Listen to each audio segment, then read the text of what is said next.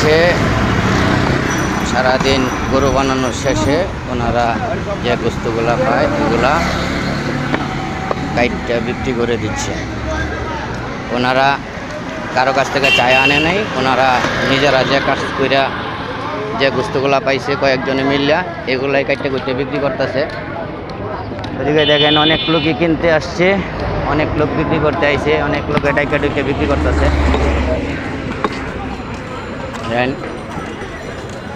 আমরা আসছিলাম দেখার জন্য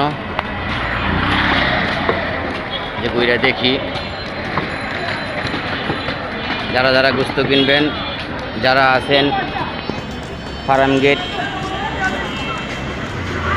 এরিয়ার দিকে তারা চলে আসেন খামারবাড়ি